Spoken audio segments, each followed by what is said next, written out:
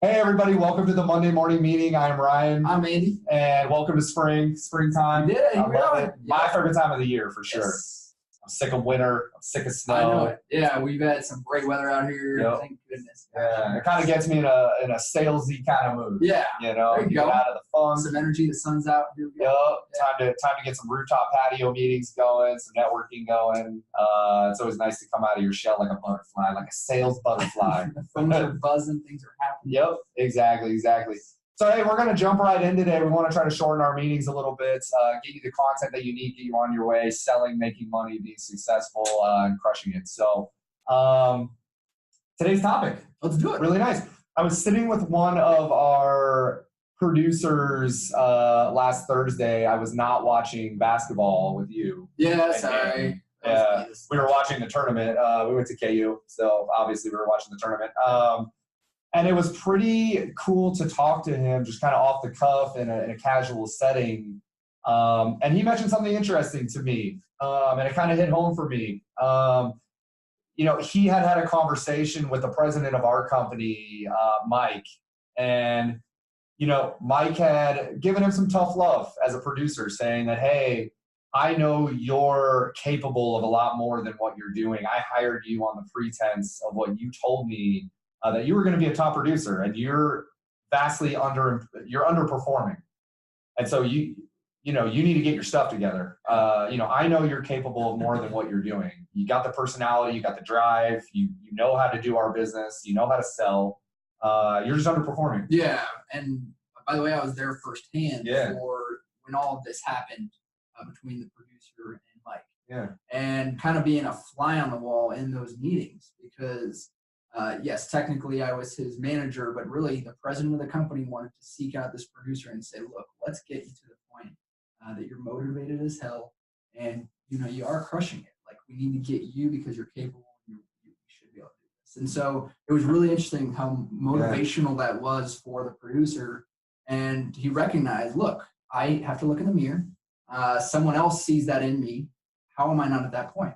And I could have said that to him, but it was really cool to have someone else recognize. So that was interesting. Yeah, and what he said is, he didn't take offense to it whatsoever because he knew that already. He knows that he's that type of producer. He's been a top producer before. Mm-hmm. And he's like, it is exactly what I needed. I needed a kick in the ass. And now I'm like, he opened my eyes like, whoa, like I need to get my stuff together. And after that, he's been a consistent top producer in our agency. And so it kind of brought up the point that I was asking myself and what Andy and I were chatting about is at what point, when you're managing a salesperson, do you kick them in the ass, and how do you gauge whether they can handle that type of criticism? I think it's really hard when you're managing multiple personalities because not everybody would have taken that well. Yeah. Right? Everybody's got egos. They're fragile. They have feelings. They're proud of what they do, and so to have someone come in with, cut like a knife and say, look, here's the deal. You need to do better. You're capable of better. You're not performing the way you should perform. Yeah, and well said. I mean, and there's a difference between leading a horse to water or pushing them to their max capacity. There's a huge difference there. So you don't necessarily have to hold their hand, but you just say, look, man, or obviously woman, you are at a point in which I know you are the best in your craft. Let's get you going. Why are we halfway there? And that discussion is very honest, transparent. It's the fact that, we know you've done it before and let's move. Yeah.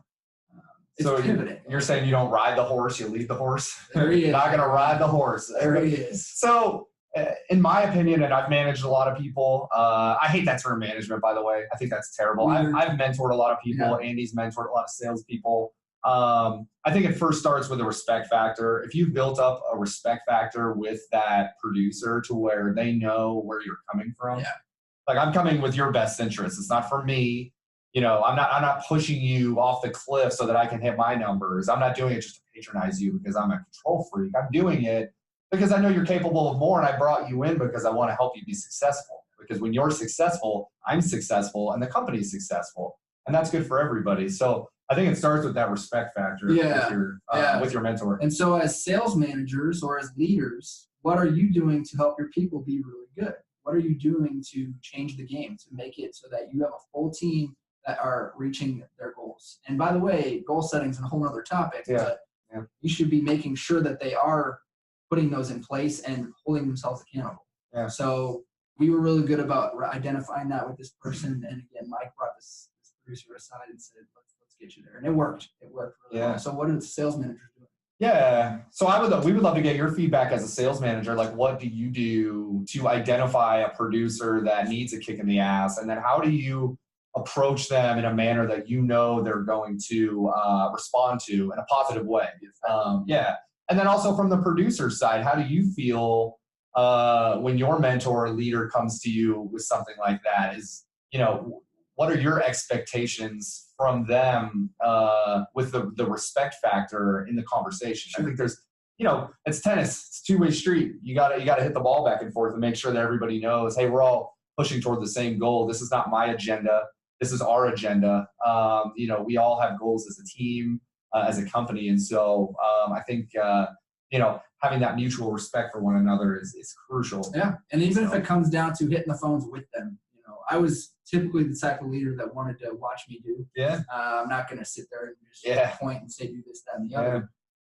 Watch me do, and then go from there. So chime in. Let us know what you're doing. And that's how you build respect. Yeah. Like showing them how to do it and making them understand that, look, I'm in the trenches with you, man. Like, I'm not just telling you what to do, like rule with an iron fist. Yeah. Like, you're showing them how to do it. Yeah. And so it's going to be more effective, I would imagine. But again, let us know what you're seeing, because this could be helpful for a lot of different people.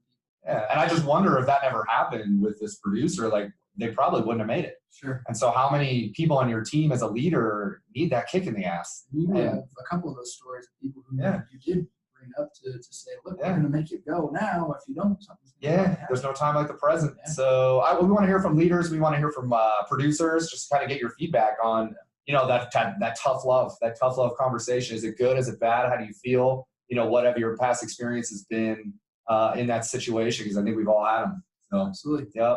Cool. Well, that's all from us today. Like I said, we want to keep it short, sweet, to the point.